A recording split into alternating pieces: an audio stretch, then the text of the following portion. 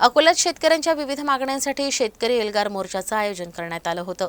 सोयाबीनला 6,000 रुपये भाव मिळावा आणि सरसकट कर्जमाफी सोबतच विविध 8 मागण्या करण्यात आल्या। सरकार शेतकऱ्यांची शेती भांडवलदारांच्या घशात टाकत असल्याचा आरोप यावेळी शेतकऱ्यांनी केला।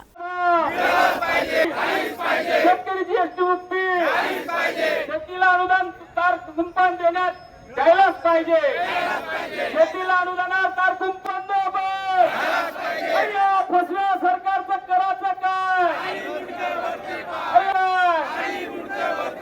शेतकऱ्याच्या मुलाबाळांना घे, शेतकऱ्यांची दिवाळी साजरी, शेतकऱ्यांच्या लेकराबाळांना घे, पीक विमा।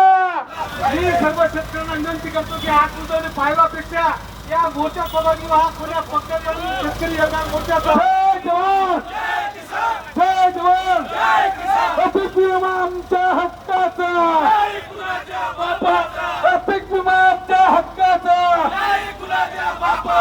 जय जवान जय जवान। कापसाला भाव मिळालाच पाहिजे, सोयाबीनला भाव मिळालाच पाहिजे, कापसाला भाव मिळालाच पाहिजे, कापसाला भाव मिळालाच पाहिजे, सोयाबीनला भाव मिळालाच पाहिजे। जय जवान जय किसान, जय जवान जय किसान, जय जवान जय किसान। शेतकऱ्यांची परिस्थिती अत्यंत वाईट आहे। गेल्या काही वर्षात वैश्विक तापमान बदलामुळे पर्जन्यमानात झालेले बदल पेरणीपासून कापणीपर्यंत पीक उद्ध्वस्त करतात। त्यासोबत दुसरं संकट असं आलेलं आहे की रानटी प्राण्याच्या त्रासामुळे सुद्धा शेतकरी हैराण झालेला आहे। आणि तिसरं संकट असं आहे की जेव्हा कधी शेतकऱ्याला भाव मिळण्याची शक्यता तयार होते तेव्हा शेतकरी विरोधी निर्णय घेऊन सरकार शेतीमालाचे भाव पाडते। म्हणजे गेल्या 10-12 वर्षापासून शेतीमालाचे भाव वाढत नाही, शेतीचा खर्च मात्र प्रचंड वाढतो।